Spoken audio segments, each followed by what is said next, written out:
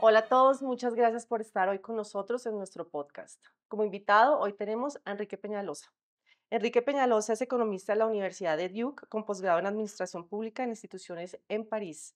Inició su carrera política como representante de la Cámara por Bogotá y ha sido 2 veces alcalde de la ciudad. Durante sus mandatos implementó proyectos emblemáticos como el sistema de transporte Transmilenio, la expansión de ciclovías y la recuperación de espacios públicos, enfocándose en movilidad sostenible y la equidad urbana. Hola Enrique, ¿cómo estás? Estamos muy emocionados de tenerte con nosotros. Muchísimas gracias, Carolina. ¿Puedo hacer un pequeño ajuste de lo que Claro, dijiste? por favor. No, que la ciclovía la ampliamos mucho, pero lo que nosotros creamos, que sí fue muy revolucionario en ese momento, fue las ciclorrutas. Las ciclorrutas fueron un invento nuestro de cero. No había, pues en Bogotá no había ni aceras, pues menos ciclorrutas. Eh, y en distinto de Holanda y Dinamarca y estos países, prácticamente no hay ciclorrutas en ninguna parte del mundo. Fue muy revolucionario. Hicimos no 2 kilómetros, sino que hicimos eh, como 250 kilómetros de ciclorrutas. Hasta la palabra ciclorruta me la inventé yo para diferenciarla de la ciclovía del domingo, que ya existía, que eh, la ampliamos también, pero ese es otro tema que no fue. Bueno, este es un bonito tema que estás diciendo que es un sistema que era novedoso para Colombia. Y muy Pero novedoso en muchos países, digamos, pues insisto, solo había en Francia, perdón, en Holanda y Dinamarca, pero por ejemplo, París, que ahora tiene tantas Nueva York. bicicletas, Nueva York no tenían 1 metro de ciclorruta. La secretaria de Movilidad de Nueva York, Janet Sadik Khan, cuando después eligieron a Bloomberg, vino a Bogotá a mirar las ciclorrutas de Bogotá y también el Transmilenio, porque ellos hicieron un sistema de bus que llamaron el Select Bus que tenía ciertas herencias de Transmilenio. Todo esto es parte de una idea que tenías de ciudad que viniste a implementar a Bogotá. ¿De dónde viene toda esa idea? Gracias, Carolina. A mí me apasionaba el tema urbano desde mucho tiempo atrás. Desde que yo era niño, cuando mi papá era el gerente de la reforma agraria del INCORA y a mí me daban en la jeta, cuando le usaba la expresión colombiana, en el colegio porque les están incorando fincas, le están expropiando fincas para entregarle a los campesinos, pues tuve que tener digamos, una educación política, una concientización política muy temprana. Eh, y me comenzó a obsesionar desde muy niño la igualdad y aún el socialismo. Yo era convencido, a los 13 años ya estaba en esos temas. Y después en la universidad, cuando llegué a la universidad, primero me di cuenta que el socialismo era un fracaso. Y fuera de eso, mi padre en esa época, que ya había sido concejal y era un apasionado del tema urbano, eh, fue el gran asesor de Barco cuando estuvo en la alcaldía Barco. Mi padre ha sido concejal y fueron buenos amigos. Mi padre fue el secretario general de la primera conferencia mundial de hábitat sobre el tema urbano en Vancouver. Y entonces eso también a mí me influyó mucho. Entonces desde esa época a mí me obsesionaba el tema urbano. Comencé a pensar además que más importante que el desarrollo económico, como yo había estudiado economía, que iba a llegar tarde o temprano. Ahora está un poco angustioso, iba a llegar más temprano que tarde, estamos demasiado lentos, pero que el tema urbano era crítico. En esa época, Colombia estaba creciendo, Bogotá estaba creciendo al 4% anual, es decir, se duplicaba cada 20 años en población y se cuatruplicaba en área. eh, y entonces yo pensaba que si cada terreno, por ejemplo, que se lograra salvar para un parque, pues iba a ser la gente más feliz para siempre. Y, y si no se salvaba, si no se preservaba, después era muy difícil tumbar 1 hectárea o 10 hectáreas de ciudad para hacer un parque. Entonces me comenzó a obsesionar el tema urbano. Y después que fui estudiante en París, un estudiante muy varado, hiper varado, muy varado, pobre para decirlo claramente, Pero yo vine a darme cuenta que había sido pobre en París como 20 años después, porque allá yo fui infinitamente feliz, nunca me sentí pobre, tenía a París. Eh, y yo trabajaba 4 noches a la semana, como 10, 12 horas en un hotel por la noche, en fin, pero ¿cómo es que una ciudad puede hacer a la gente feliz? Entonces, desde esa época me obsesionó y siempre quise llegar a la alcaldía para hacer cosas de estas.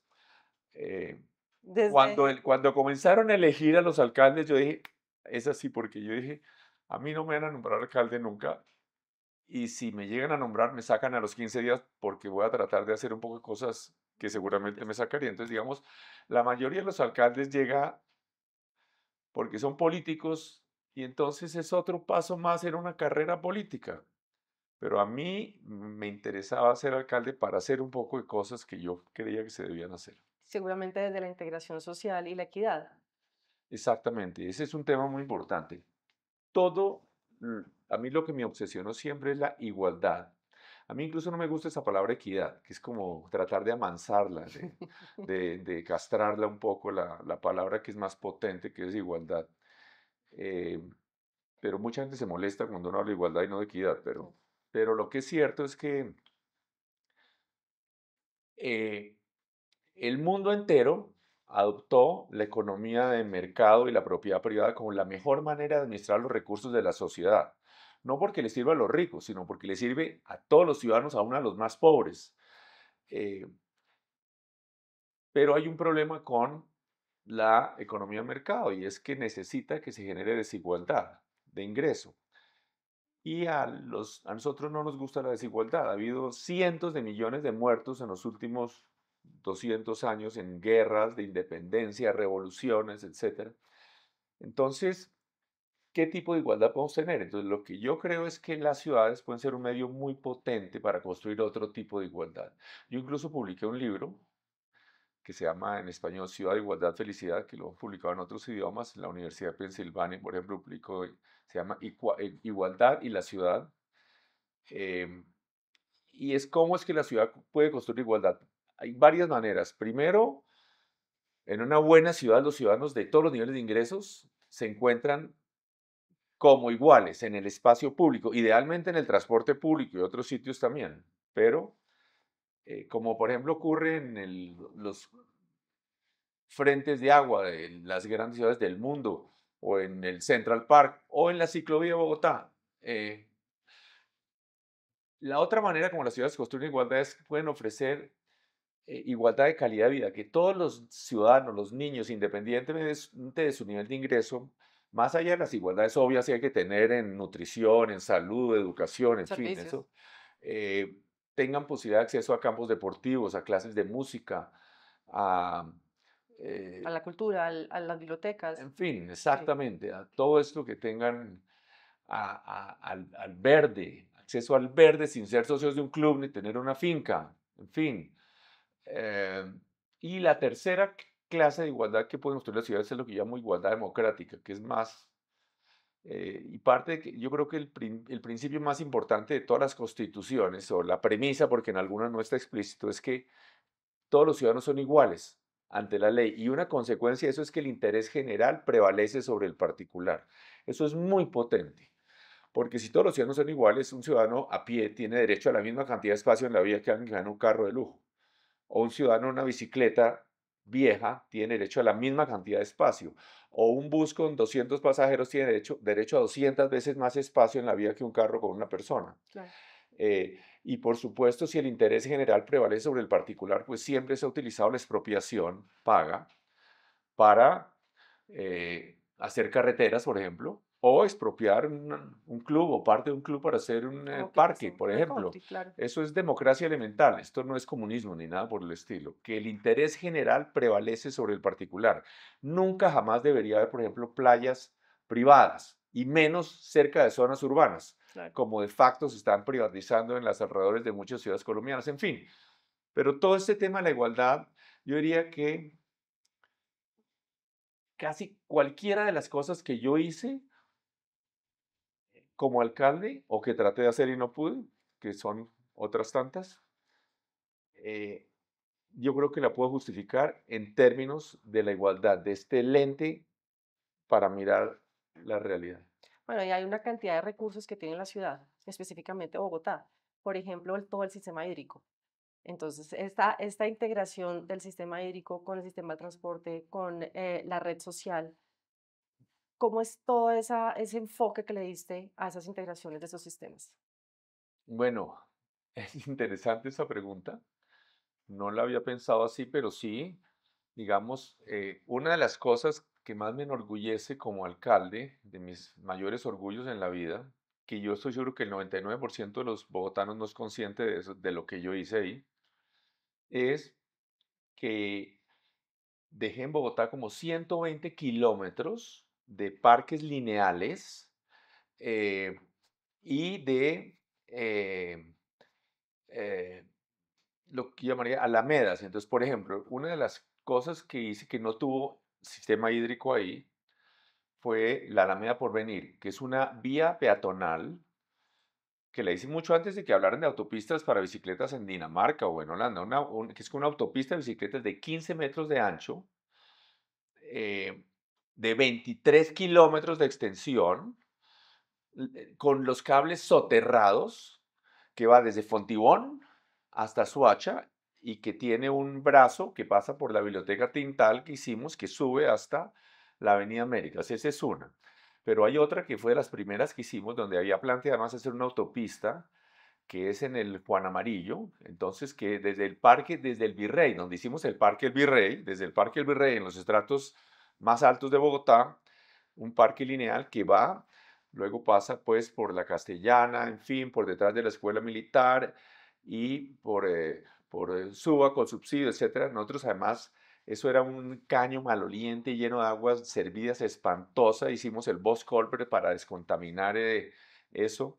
Incluso hicimos una laguna en la parte oriental del Juan Amarillo, dragamos buena parte, todo el humedal del Juan Amarillo, la parte oriental lo hicimos, pero ese sí va bordeando todo el Juan Amarillo hasta los sectores más populares de Suba, en Santa Cecilia, Lisboa, Bilbao, y entonces Ciudadela con subsidio, y luego pasa el río Bogotá, con un puente también bellísimo para bicicletas, y llega al Parque La Florida. Y eso tiene otro brazo que va por desde el barrio Santana, digamos en la 108 y baja también, y ahí donde hicimos otro puente para bicicletas sobre la 114, y sigue por ahí, y no ha sido posible hacer la conexión, pero la dejamos medio contratada, la conexión por el humedal de Córdoba en Niza, y la idea es que además debería pasar por encima de los lagartos, por el Club de los Lagartos, o incluso por la mitad de los lagartos si es necesario, pero si no, por lo menos por, por había había un plan, el plan vial de Bogotá siempre contempló que la 116 continuaba por la mitad del Club de los Lagartos. Sí.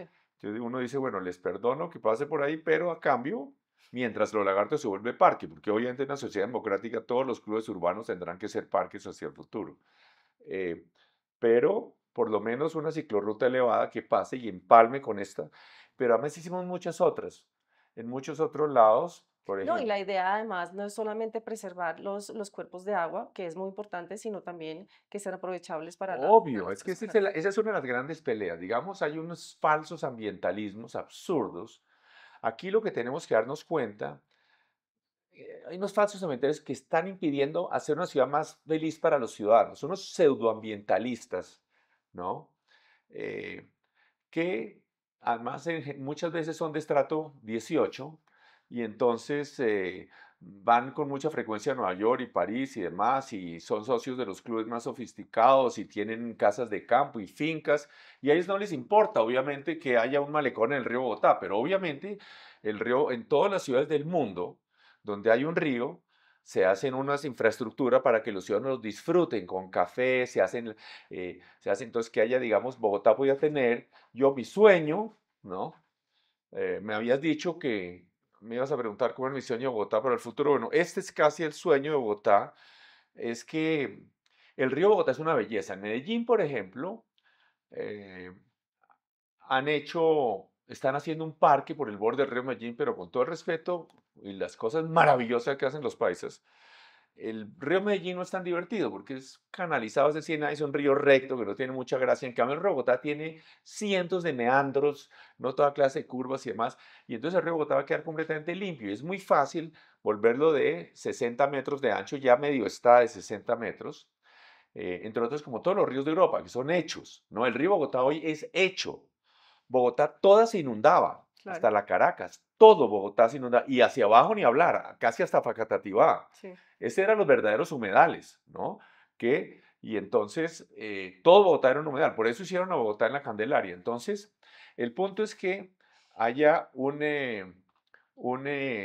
parque lineal, un malecón divino, con lleno de cafés, jardines, que vaya desde Tocancipá, que por los 3 ríos que llegan al río Bogotá haya un parque lineal, que el que ya hicimos, que es el del Juan Amarillo, ahora que haya después uno que comenzamos a hacer por el río Fucha, que llegue hasta San Cristóbal, otro que va más maravilloso todavía, el río por el río Tunjuelo, va por el río Tunjuelo y con ciclorruta, con senderos, que también comenzamos a hacer buena parte de eso, pero falta, y siga hacia el páramo de Sumapaz, ¿no?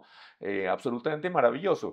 Y entonces también que haya eh, otro proyecto que no lo pararon, ¿no? Estos falsos ambientalistas que el sindicato del acueducto y entonces un juez lo paró, que es el cable que va desde la carrera séptima con 134 y además ya hay una vía hecha también por la 153 si quiere ir por vía y llega al embalse de San Rafael. Yo trabajé en el acueducto cuando estábamos diseñando lo del embalse de San Rafael y eso, y yo di la pelea para dejar tierra para hacer un parque ahí desde esa época, 85, ¿no? Sí. Y entonces este cable va a permitir lo que tienen los antioqueños en el Parque Arví, maravilloso, pero nosotros con un lago divino, entonces puedes subir, incluso puede haber unos restaurantes arriba, en el filo de la montaña, de todos los precios, y llegar al embalse de San Rafael. Luego por el embalse de San Rafael que siga eh, por el río Teusacá, ¿no? Por todo el Valle de la Calera, de Y eso, Sopó. po. Obviamente hay un poco de conjuntos de estrato 6 que se han apropiado ilegalmente de estos bordes del río, y entonces, pero debe seguir por ahí y llegar hasta Tibitó, hasta empalmar con el río Bogotá, que es donde llega el río Teusacá. Y entonces, por todo eso, entonces puede ser un sendero de casi cientos de kilómetros, ¿no? Y con todos estos, toda una red espectacular. Sería una cosa de la atracción, una atracción turística para Bogotá impresionante, como también un sendero por los cerros que también los pseudoambientalistas mataron.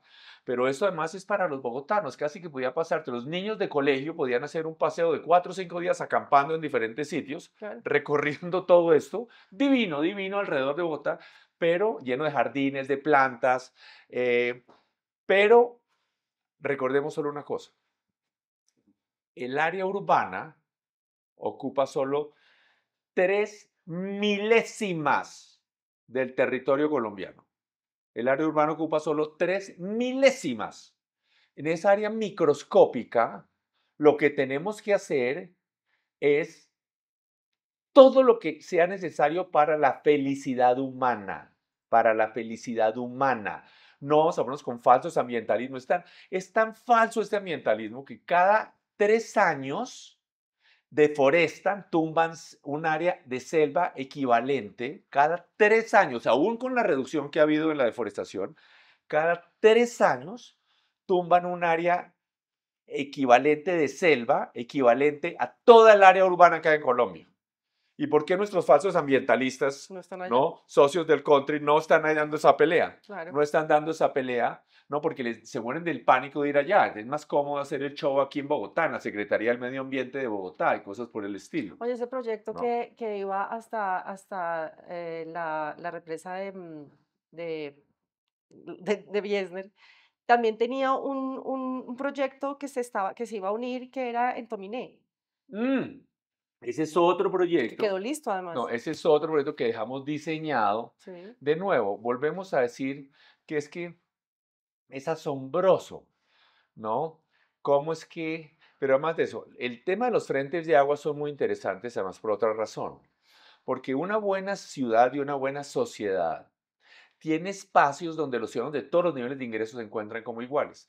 Y el agua es mágica, el agua es mágica, atrae a la gente. Londres tiene algunos de los mejores parques del mundo y sin embargo los malecones y los bordes de agua que hay frente al río Támesis son así, a reventar, de los multimillonarios, de los más pobres, igual Manhattan y luego igual en Nueva York, puede tener el Central Park, que está en esa belleza de parque que hay junto al río Hudson y junto a todo lo que hay en Brooklyn, por todos lados, en todas partes donde hay agua. Entonces, dominé. Entonces, yo creo que una de las cosas que nos falta en Colombia, uno sale en Colombia, por ejemplo, uno va y en los afueras de las ciudades, entre la carretera que va entre Soacha y la de Mosquera, o en la vía que va de Ibagué al aeropuerto de Ibagué, están las familias haciendo picnic, ¿no? Echando cometa, porque no tienen un sitio donde ir en el campo. Yo cuando era niño, ¿no? En mi caso, pues no teníamos finca, ni club, ni nada, pero entonces hacíamos lo que se llamaba paseo de olla, que ya se ha olvidado, que es que uno iba en carro, ¿no? Compraba carne asada en el camino y unas papas saladas y demás, y luego iba a un potrero ahí con la familia y hacía picnic y uno veía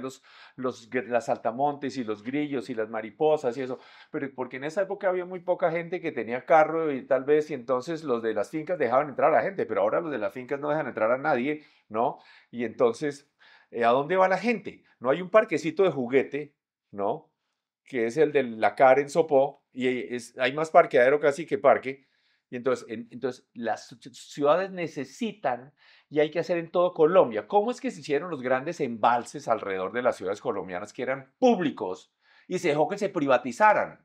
Que hubo una serie de gente, personas de estrato 18, hicieran casas mirando a los embalses y que no se hizo un parque público alrededor de todos esos embalses, en Antioquia, en el Huila, en Santander, en Bogotá. Esto debería haber sido. Entonces, yo lo que hice fue diseñar y logré que los socios privados de la empresa de energía aceptaran y todo, un parque alrededor de todo el embalse Tominé, ¿no? Es asombroso porque es que ni hablemos los detalles, no, demasiadas cosas. Yo diseñé el parque alrededor del embalse Tominé y entonces lo que sí sé es que uno de esos vecinos de estrato alto recogieron plata para bloquear el proyecto porque ellos no querían que la plebe llegara por allá cerca de sus casas, ¿no? Y entonces, lo cierto es que la CAR mágicamente después, ¿no? Bloqueó el proyecto, ¿no? Pero es facilísimo destrabarlo, debería haber sido facilísimo. Ese parque es clave que los ciudadanos necesitan. Uno ve los jóvenes estudiantes, una pareja de enamorados, estudiantes de la Universidad Nacional caminando y no pueden llegar al agua. ¿Por qué? Porque hay, ¿no? Unos señores muy elegantes que tienen casas y demás alrededor y no dejan entrar, no se puede llegar al parque alrededor del embalse. Entonces, debería ser esa posibilidad de montar en bicicleta un sendero 50 kilómetros alrededor de Tominé, correr, ir hasta caballo, hacer picnic, que los se den besos al atardecer o al amanecer, que los niños jueguen, en fin, que un sitio para ir. No, pero y hay que no solo Tominé, hay que comprar muchos miles de hectáreas de zonas bellísimas alrededor de la ciudad a media hora, una hora, 2 horas, a 3 horas, para que la gente pueda tener contacto con la naturaleza, ¿no? Lo mismo que el sendero que llamamos de las mariposas, un sendero de 120 kilómetros que atraviese toda la ciudad, desde el norte de la ciudad hasta el sur, ¿no? Por los cerros, además podía tener unos puentes divinos, unos puentes peatonales en los cañones y demás, una cosa espectacular, incluso entre Montserrat y Guadalupe podía llegar a tener un puente, en fin, ¿no? Y esto, y además por estas paredes que hay enfrente al centro de Bogotá, como hay un poco de puentes en China, un sendero, una cosa de atracción turística, además para que todos los ciudadanos vayan, como hay en muchas partes del mundo, incluso en Caracas, por ejemplo, en el Ávila, que es una belleza montada enfrente a Caracas, y entonces hay unos senderos rompefuegos, pero es que además este proyecto que nosotros teníamos es indispensable para controlar los incendios, porque cuando hay incendio, entonces había 8 estaciones con agua, ¿no? Y con fuentes de agua para poder apagar incendios, 8 estaciones, además había sitios de vigilancia para que la gente pudiera ir y además, obviamente es que hoy la gente, cuando hay incendios no pueden llegar a los sitios donde está el Claro. fuego y además es lo que en Caracas, por ejemplo, se llama sendero rompefuegos, porque el incendio llega ahí y ahí es más fácil pararlo, ¿no? Claro. En fin, pero de nuevo, nuestros falsos ambientalistas, ¿no? Amigos de la montaña y no sé qué cosas de estratos 18, les parece terrible que la plebe pase por ahí por su barrio en Rosales o en Santana y entren y vayan a caminar al cerro, ¿no? Y entonces se inventan teorías ambientalistas, ¿no? Desde el club seguramente, para que los ciudadanos no se pueda hacer el sendero de las mariposas. Entonces, lo que es cierto es que estos falsos ambientalismos, porque se inventaron una cosa que es la Reserva Forestal Van der Hamen, ¿no? Es muy importante, en el mundo debían estudiarla en todas las universidades del mundo, porque es un caso muy especial y muy interesante. Es la única reserva forestal del mundo que no tiene árboles, ¿no? Es bien peculiar, ¿no? Y no tienen ninguna tierra pública, todos son tierras privadas, ¿no? Tienen invernaderos, tienen cultivos de papa, tienen vacas, tienen barrios, tienen industrias, pero pero no solo bloquearon eso, la reserva Van der Hamen, sino que además bloquearon todo el norte de Bogotá, que es que para terrenos agropecuarios. Yo sí me siento muy orgulloso de que yo hice 3 programas de vivienda para más de 500.000 personas, Vivienda de interés social. más de 300.000 personas en vivienda de interés social, porque hice el Metrovivienda Recreo y Metrovivienda Porvenir, que fue como una reforma urbana. Compramos terrenos rurales. Nadie debería enriquecerse sin de ganar un solo peso por el cambio de uso de rural a urbano. Que aquí al revés, ha habido toda clase de eh, aristocracias que se han enriquecido urbanizando la finca de los abuelitos, Ujú. ¿no? Y siguen haciéndolo, ¿no? Eh, y entonces, obviamente, no hay ninguna justificación para que alguien se gane un solo peso por el cambio de rural a urbano, pero bueno, el punto es que compramos eso, hicimos los proyectos de Metrovivienda Recreo y Porvenir con excelente urbanismo y demás, y hicimos también Lagos de Torca, eh, en el norte, un proyecto maravilloso Cerca del humedal de Torca. que además amplía el humedal de Torca, por Dios, había un charco, entonces todo el proyecto nuestro de poner la autopista elevada para que se recupere el humedal de Torca y se cree una laguna con dragado, una inversión como de 70.000 millones de pesos para hacer un lago como de 70 hectáreas, donde no había nada, como parte del proyecto de Torca. Pero además de eso, vivienda, además con muchos estratos mezclados eh, en el norte de Bogotá. Entonces, eh, Hablemos de equipamiento. Eh, por ejemplo, los CEFES, que son los centros de felicidad, son 5 centros de felicidad ya construidos, en sitios y en puntos muy estratégicos que impactan positivamente a muchas personas. ¿De dónde salía ese concepto de los CEFES? gracias, Carolina. Es que eso es un cuento largo. Casi que uno puede ir a lo que es la importancia de los edificios públicos. Sí. Los edificios públicos eh, creo que son muy importantes más allá de su funcionalidad.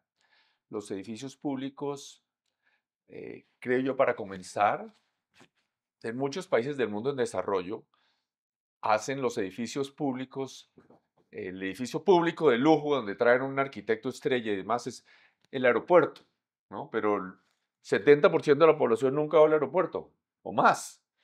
Entonces es muy revolucionario hacer edificios públicos de lujo en sectores populares, comenzando por los colegios, pero antes de eso casi que vamos un poco más atrás. Los edificios públicos reflejan los valores de la sociedad y a la vez los construyen esos valores, como las iglesias y las catedrales de la Edad Media, ¿no? Cuando no había luz, no había electricidad, el 95% de la población era rural. Entonces, imagínate llegar uno a una catedral de estas, ¿no? Góticas, esos vitrales, aunque uno no fuera religioso, se volvía religioso al segundo, porque era algo. Conmovedor el espacio Claro, gótico. y además eran espacios maravillosos, además porque ahí se encontraban como iguales desde el rey, los nobles y los pobres, ¿no? Puede que unos en puestos más elegantes y con sedas y demás, pero eh, y el Cristo le recordaba que le quedaba más difícil entrar al cielo a un rico que a un camello pasar por el ojo de una aguja. Pero no solo eso, la esencia del cristianismo es que todos los ciudadanos son iguales después de muerte. Entonces eso además, por muchas razones, en edificios muy interesantes. Eh, entonces, eh, desde los colegios, por ejemplo, de lujo que comenzamos a hacer, porque los colegios públicos en Bogotá antes eran unos colegios de lujo, espectaculares, que no tenían nada que envidiarle a los colegios privados de estrato alto en el edificio, pues o poco que envidiarle, ¿no? Y, eh, bueno, con un esquema revolucionario de la concesión, que eso es para otra discusión, pero el colegio es el símbolo en el barrio, que muestra que los niños son importantes, pero también muestra que la educación es importante, y que el conocimiento. Las bibliotecas, entonces, ¿qué hicimos? Hicimos bibliotecas en diferentes sitios estratégicos de la ciudad. Hicimos, y además yo lo pensé y yo invité a una gerente del proyecto de bibliotecas maravillosa, Patricia Torres, que ha sido viceministra de Vivienda y que había sido presidenta de la Sociedad Colombiana de Arquitectos, y a Cecilia María Vélez, secretaria de Educación, que llegó un poco más tarde, cuando ya teníamos el proyecto andando, y ambas maravillosas. Entonces escogimos cuáles eran las zonas donde debían quedar estas bibliotecas, los sectores. Entonces, claramente donde iban a ser hacia el futuro los polos de desarrollo de la ciudad. Hay que acordarse también de otra cosa. Para mí las bibliotecas gringas siempre han sido maravillosas, las bibliotecas de barrio, etcétera, porque era maravilloso. Uno iba a la biblioteca y a uno, si no tenían el libro, se lo conseguían en 2 días. O lo compraban o lo pedían prestado a otra biblioteca. Era algo, hay que acordarse, es que Y es los que que ahí vean viene mi esto, pregunta. que en esa época había libros, ¿no? La gente Sí, leía, no había internet, entonces tocaba ir a la biblioteca, ¿no? sí. Entonces ahora los jóvenes pueden hacer la investigación en línea, pueden entrar a la enciclopedia británica, además, pero en esa época no. En todo caso, pero Pero ahí claro que viene mi pregunta y es por qué 3 bibliotecas de gran magnitud y no 10 chiquitas de barrio. eso también muy importante, también muy importante. Y cuatro, porque está la Santo Domingo, que Ah, claro. también la promoví, yo invité a los Santo Domingo a hacer la donación. Eh, por lo siguiente, yo tenía claro que funcionalmente era mucho mejor hacer 15 bibliotecas pequeñas y no una grande como la Tintal o algo así. Pero había dos razones. Por un lado, porque yo lo que quería era construir templos, ¿no? Que muestren que la educación y el conocimiento es importante y que las personas importantes en esta sociedad donde hay tanta corrupción y tantos narcos y tanta porquería, que por más ricos que sean y por más carros de lujos que tengan, eh, las personas importantes son los que enseñan, los que tienen el conocimiento. Y aun si un empresario es importante, no es empresario porque no es importante porque tenga, sino por lo que tiene de conocimiento y por lo que crea con su conocimiento.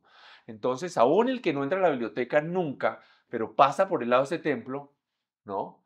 Entonces, eso, por otro lado, en esa época es que Colombia ha avanzado mucho, pero había todavía incluso una tanta pobreza que en muchas casas en esos sectores como en el Tintal, en Patio Bonito, etcétera, o en esos sectores de Ciudad Bolívar, tenían piso incluso de tierra, ¿no?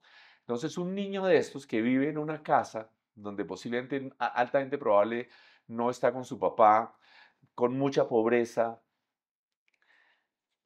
que tenga derecho a entrar, bueno, los colegios, los niños no querían salir de Sí. vacaciones nunca, para comenzar, ¿no? Porque ¿a qué sale de vacaciones un niño de estos, no? Eh, y luego las bibliotecas, ¿no? Que sea un sitio lujoso, maravilloso, a donde entra y tiene derecho a entrar no porque tenga un PhD de Harvard ni porque tenga dinero, sino porque tiene una cédula o una tarjeta de identidad colombiana dentro del bolsillo.